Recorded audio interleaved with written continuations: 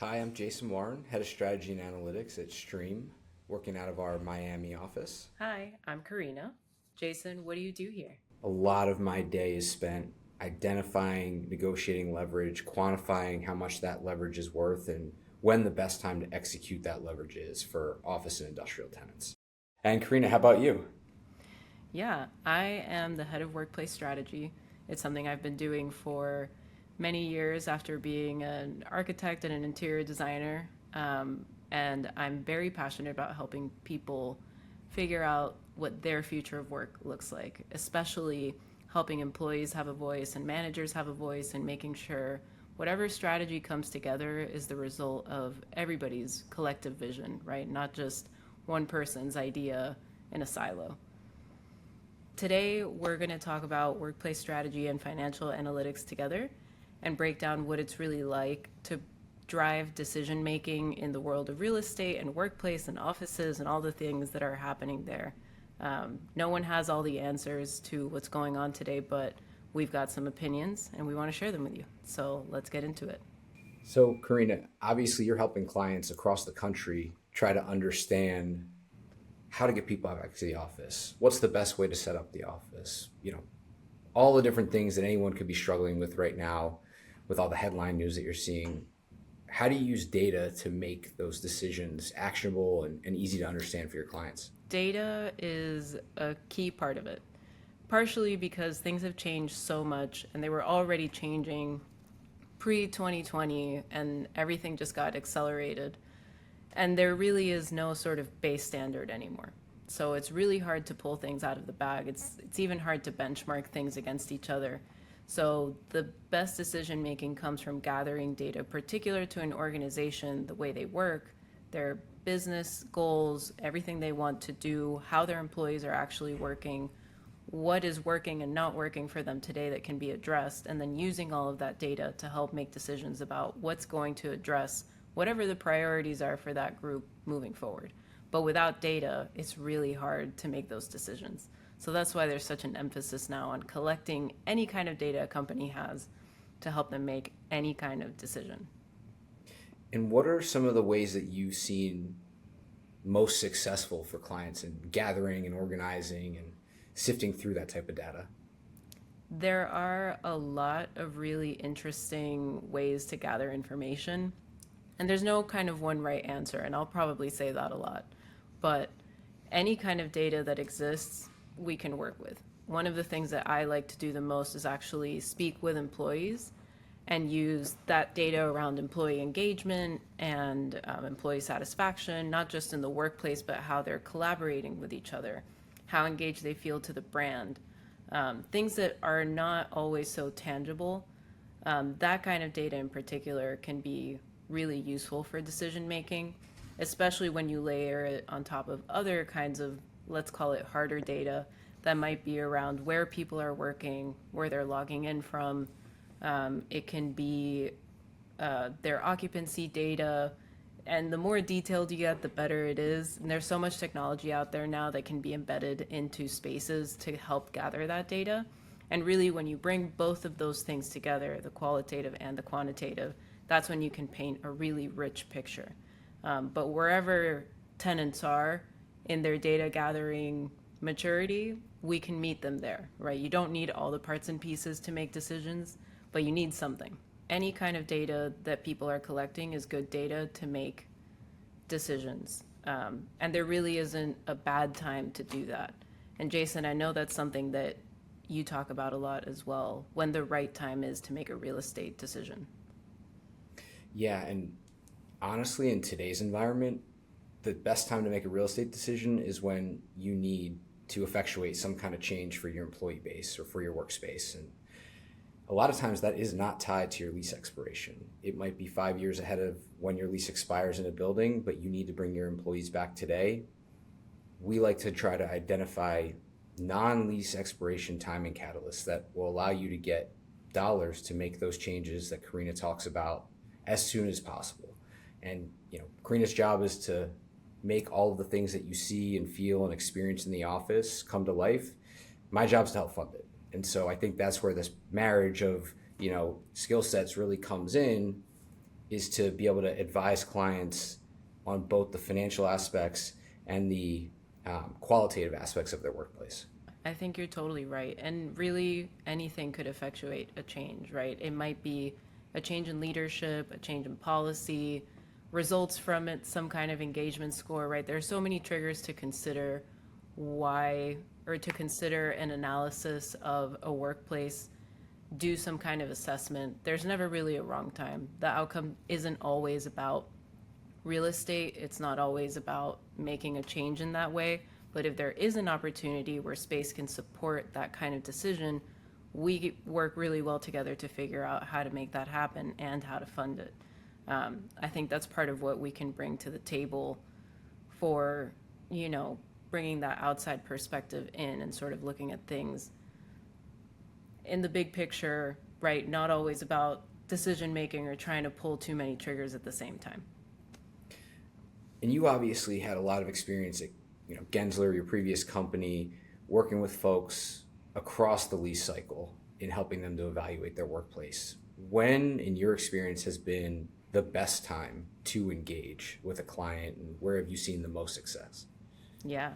I mean, the more time you have, the more things you can do with it. So I worked with clients as early as 3 years before an intended move, sometimes a little bit earlier than that.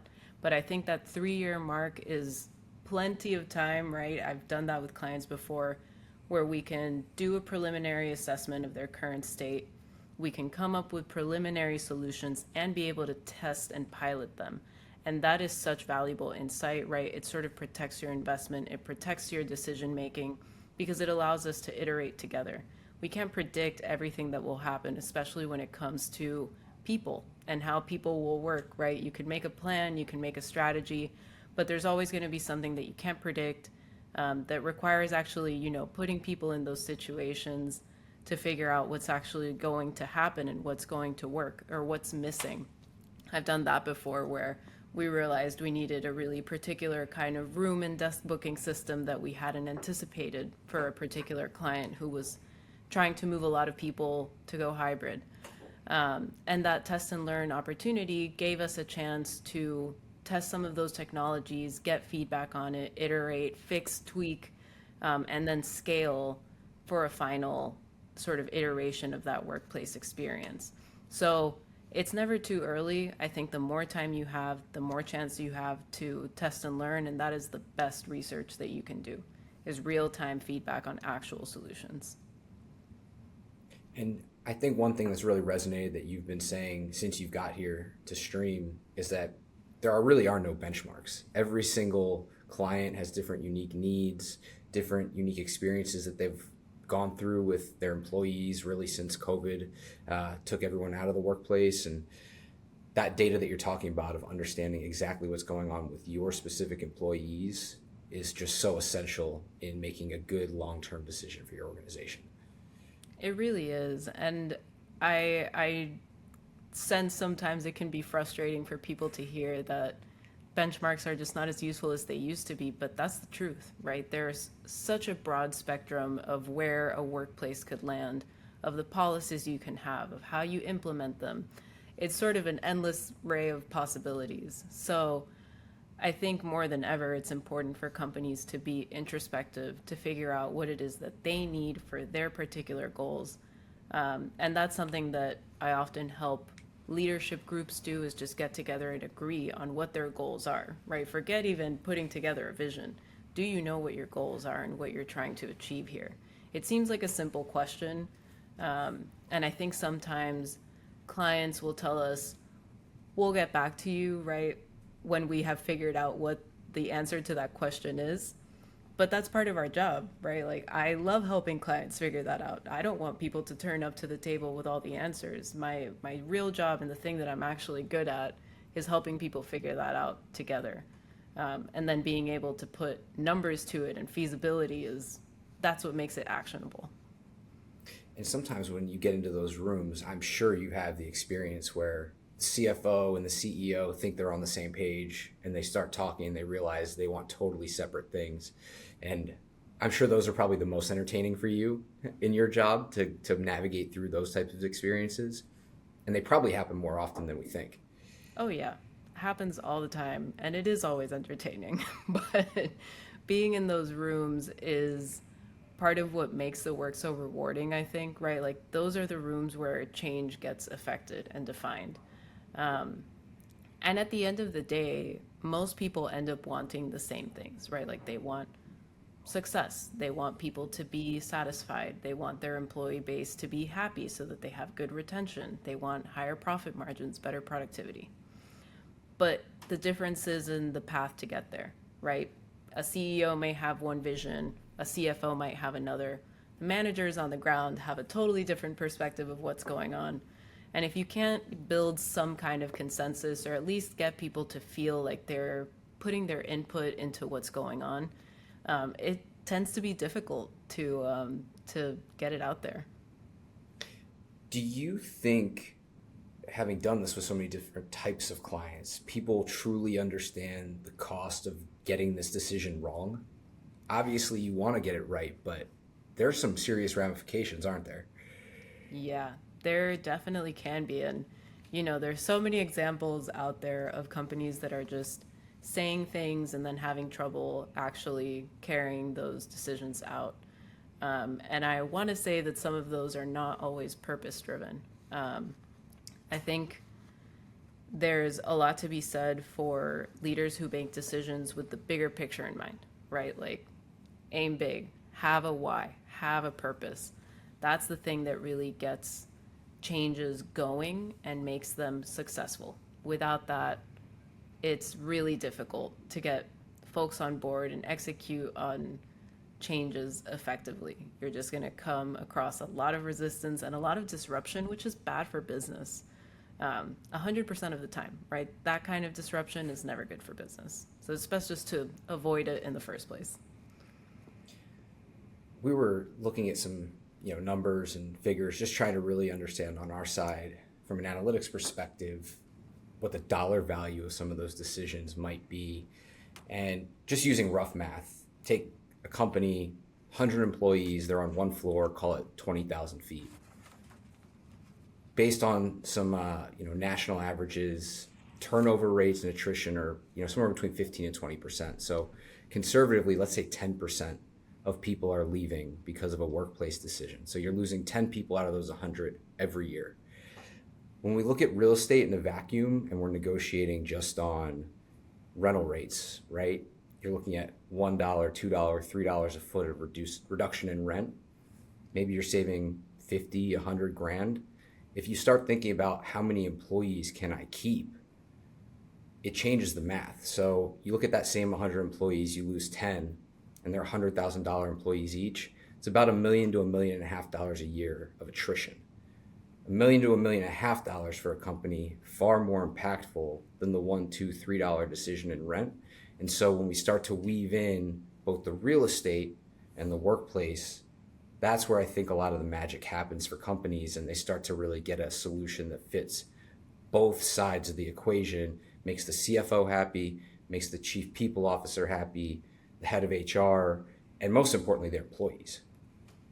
Yeah, I totally agree. There are so many costs to these changes that are just hard to quantify. I've seen some numbers around the amount of hours that changes will take from leadership just because there's so many questions around it. Never mind attrition, right? Like, or losing employees and the cost of onboarding new people to replace them, especially when they're high tenure. Those are the kinds of things that I totally agree with you are what you want the value of the real estate to make up for. I think there's also this conversation about flight to quality that's very, very true. And quality matters now more than ever, right? When you're talking about rent per square feet, it's difficult to justify getting a deal if you're not getting what you need, right? And there are ways to pay for that where you're actually getting what you need, even if the rent cost is not the dollar amount that you had in mind. Yeah, and looking at it another way, we did some rough math to see one person that you can retain through your workplace strategy is roughly $7 to $8 a foot in rent. And that's a big, big number. And to your point, make something a little bit nicer to make sure that those employees want to stay, want to stick around, give them enough space to operate in from a workplace perspective, build out that collaboration center. Those things go a long way with making sure that employees are excited to come to work, have a different experience than they do, sitting in the confines of their home. It's a much different decision when you start to think about it from that perspective. Yeah, I think that's why it's so important to always go into these conversations, right? Like any workplace assessment needs to be led by a clear vision, right? What are you actually trying to accomplish? If it is about improving employee experience in terms of onboarding, right? Or hiring new talent or keeping your existing talent, you need to know what the things that are going to achieve that are, right? Is it going to be a certain amenity? Is it a location? Is it parking? Often it's not things that, seem that obvious. I had a client on a call recently who got really excited about an amenity that stood out from the rest of the buildings in the survey, and it was a softball field. And their ears, like, they perked up on the call. They were like, what? A softball field that comes with a tenant league so we can actually do that? Is that a decision making factor? Maybe, maybe not, but it's certainly something to consider, right? That gets baked into those dollar amounts and the deals, but the value is really around people and experience. And I think sometimes, making sense of those two things for decision making isn't always that straightforward. And that's, part of like what you said, the magic of bringing our two brains together. I am sure that that guy did not get that excited about ingress egress. So yeah, talking No. about softball fields and things like that is definitely a much better way to connect at a human Yeah, level with our clients and make sure they're getting things that they actually care about. exactly.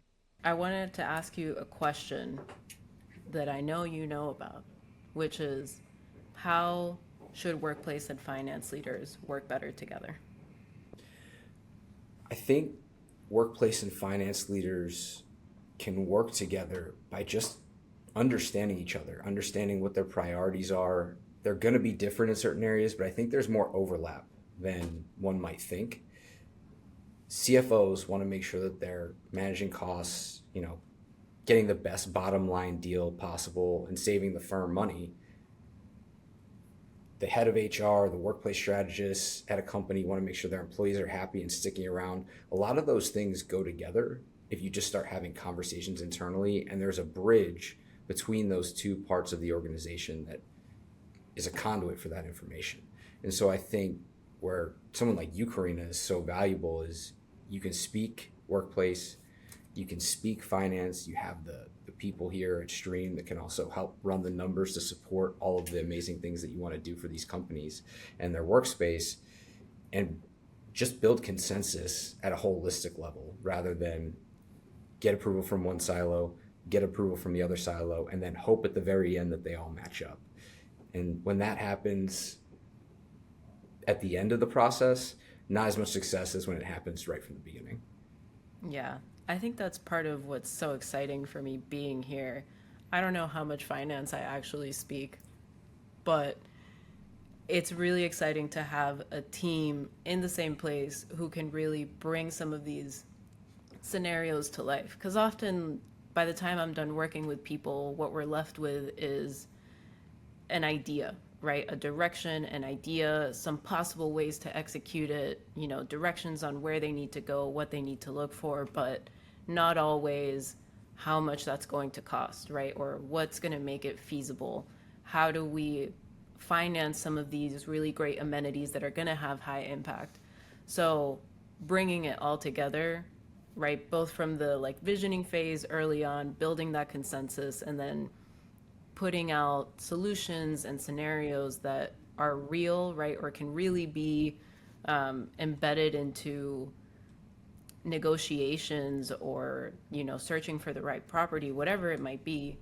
That's what makes it come to life. I think that's always where I used to have to hand projects off and sort of wave them goodbye and hope that they did well. And now I feel like together we can really paint that picture and help people all the way through the process, which is amazing. I've been on the other side of that where you actually walk leaders and employees through spaces that capture all those things and ideas and momentum from the early conversations, and genuinely their faces light up. It's not Disney World or anything like that, but they do get excited, right? They can see themselves in this other place. They get excited about meeting their coworkers there and having certain experiences or trying the new coffee or like sitting by the window. And it's real, and that's when you can affect that kind of change. I think that makes it all worthwhile. Well, and the worst thing that can happen is you've gotten them all excited about this new space and these new experiences that they're about to have, and then you have to tell them, yeah, but it can't happen for another 3 years until your lease expires.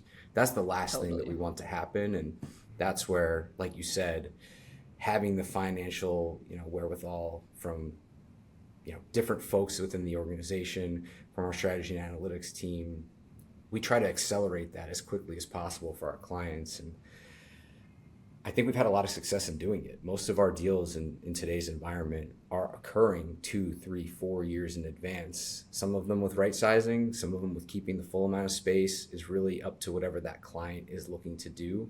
But realizing those savings today, and more important than the savings, realizing those new experiences in that new workplace environment much earlier than they maybe originally anticipated they could.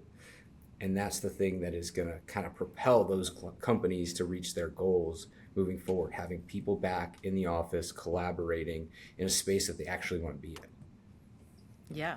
Oh man, what a difference. Okay, I have another question for you. Where do you think companies get stuck when they're either putting together their workplace strategies or assessing their real estate? That's a good question, and I have a line that is fed back to us over and over and over again from most of the groups that we talk to, and it's no fault of their own. A lot of companies say to themselves, we have to figure out what we need from our employees and how much space we need, and then we'll get back to you. At that point, you're almost eliminating the benefit of having consultative type discussions because you're trying to do it in-house. And there are plenty of great folks who can do it in-house, but is that their only job? And is that the only thing that they're looking at day in and day out? And do they have the benefit of truly understanding what all of the different clients or organizations or firms in their space are doing in order to advise that decision? That I'm not entirely sure of. So getting that third party opinion, that consultative advice at the front end in helping to make those strategic decisions that will inform the long-term real estate goals is super important. I feel like so many companies get in their own way and get stuck trying to come up with that on their own. I'll be the first to say, like, I could not go and tell you how to litigate. It's just not what I do every day, right? And so if I needed to go to court, I'm going to get a lawyer. And so it's the same kind of deal. If you need to go and rethink your workspace and you've never done it before, or you've never done it in this post-COVID environment, why not at the very least tap into an expert and get an understanding of their thoughts, and maybe you use them long-term to help you shape that decision, maybe you don't. But there's no need to not, or there's no use in not at least hearing them out and understanding what the environment is. Yeah, I could not agree more. Whenever people say that, I'm like, wait, we can help you with that. That is the thing that we do. And we don't come at it with any kind of bias, right? Like, at the end of the day, it's not my company, it's yours. I'm interested in your success. So I totally agree. I think the one for me where I see a lot of people getting stuck is they realize they need the help. They're looking for a third party consultation, but they don't want to show you anything, right? They don't want to let you behind the Yep. behind the wizard's robes. It's really difficult to make any kind of good insight without some kind of either data or talking to employees. I think is the one that a lot of people have a lot of resistance to, which I get it, right? It can be kind of scary to hear what people have to say about your company and their experience there. A lot of people also think when we engage employees for workplace strategy that we're out here like taking a wish list of what everybody wants, and that is could not be further from the truth. right? It's just about understanding people's experiences at different levels. Because if there's a really big disconnect, right, between what leadership thinks is happening or management is experiencing and how employees are feeling or able to do their work, right, more than anything else, you've got a problem. And any decision that you make is just not going to be aligned. It's not going to land the same way for all those different people. So I think engaging employees at any level, right? It doesn't always have to be, very personal. It doesn't always have to be a survey. It doesn't have to be every single employee that gets involved. But getting some kind of representation and a real pulse on what's really happening will make it a more impactful, will make a more impactful data set, and it will also make a more impactful change because people will feel like anything they said was taken into consideration. So whatever the outcome is must be the result of my input. And that's actually really true. That's like change management 101. Even if you ask people what their input is, whatever you choose to come out of it is de facto going to reflect what they said. And you're going to get much more consensus and a lot more people on board with whatever you choose to do. So that's my number one thing is involve your people.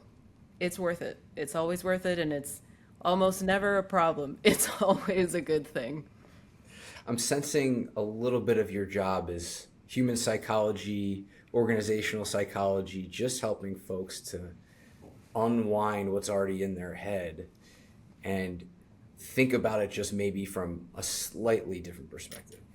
Absolutely, yeah. I mean, I've been in so many rooms where people are genuinely really worried, and you can tell that they're tense about having to make a decision that's going to impact thousands of their employees. Fair. That's very, very fair.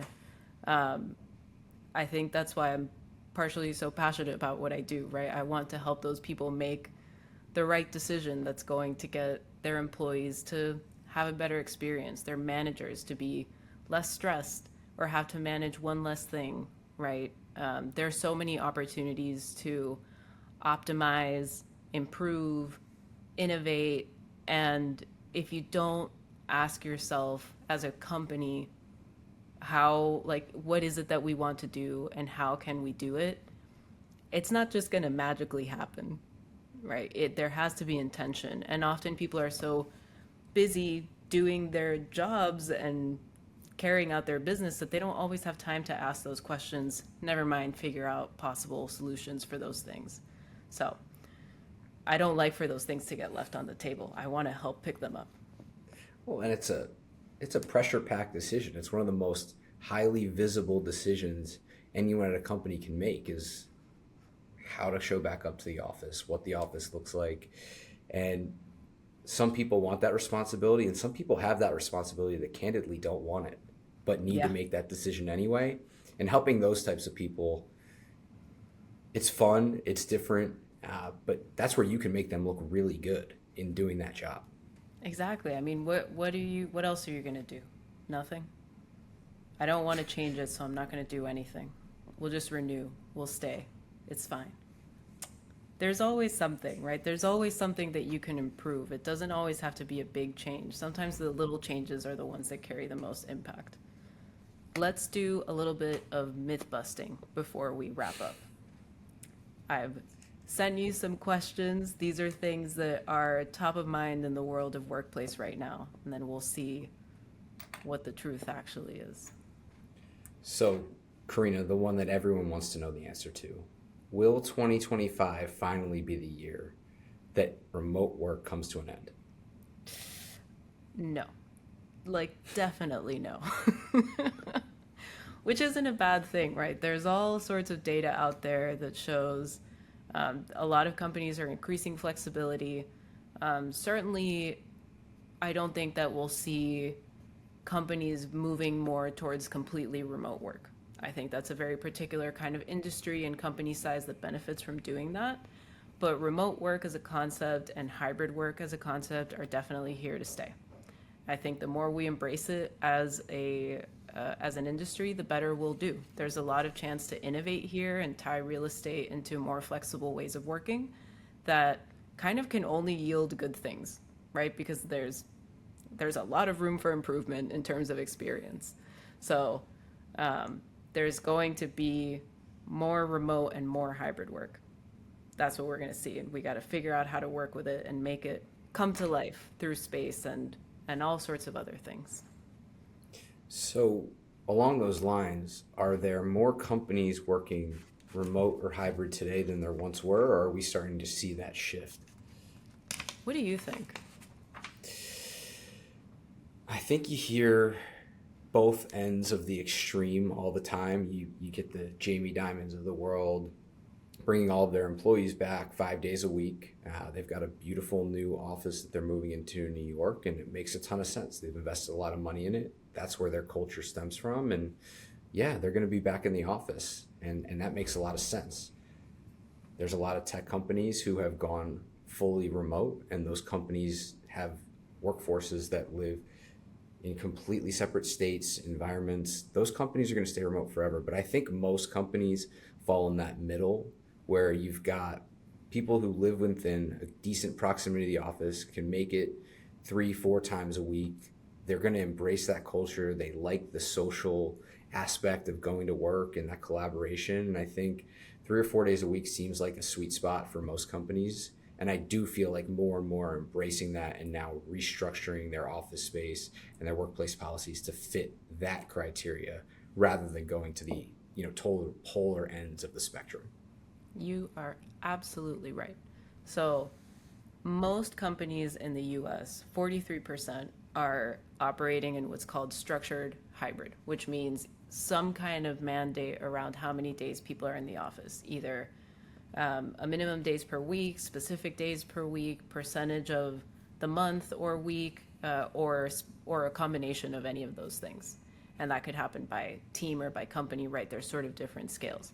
That's where the majority of people are sitting, and more people are moving towards that bucket from remote work, which is actually decreasing, and from people who are full-time in the office, which is also decreasing despite all the things you see on the news. And that, like you're saying, requires space. And it requires space in a very different way than what the typical office, right, or the not hybrid office used to require. There's also a stat out there that says that the average required number of days per week is moving up from 2 to 3. So it's a very slow and very gradual uptick, right? But when you're planning space, going from 2 days to 3 days is actually a huge change, right? It's like a huge percentage of people that are in the office in terms of volume that wasn't there before. So it does matter, and it does require space to fulfill that.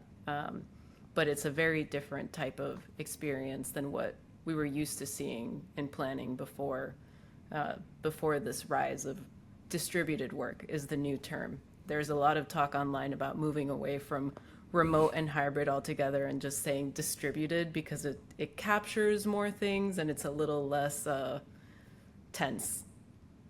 I did not realize that we had a new buzzword, but distributed work it is. Yes, distributed So, work. speaking further on distributed work, does that, sorry, it's just making me laugh. Does distributed work always mean less space for companies? Definitely not. So, really interesting. I know that that's probably what keeps real estate folks up at night, right? Is that hybrid work is the enemy of space. But actually, in the past year, 38% of companies expect to grow their office footprints, which is up from 23% last year. That's a huge change. Just 37% are expecting to reduce footprints, which is down from 53% in 2023.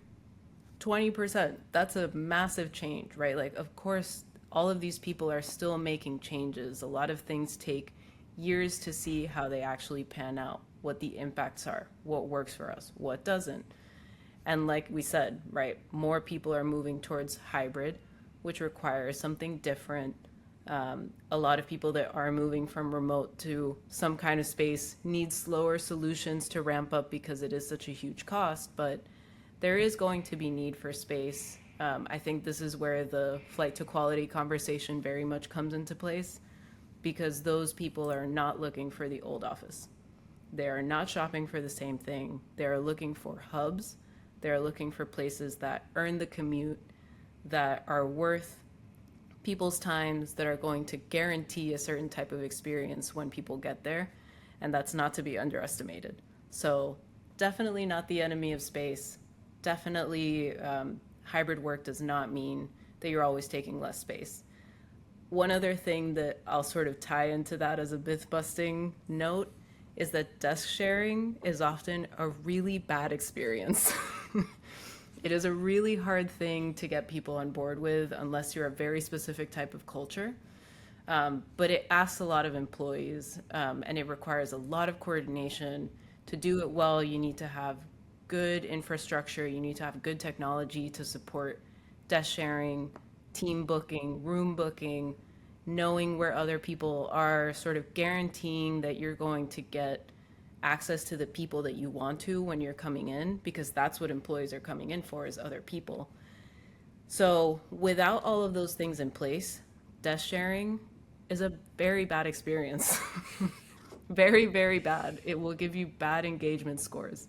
So often I find that groups that are planning for most people to be in 3 or more days will assign one-to-one desks, which is pretty traditional planning in terms of allocating space per employee.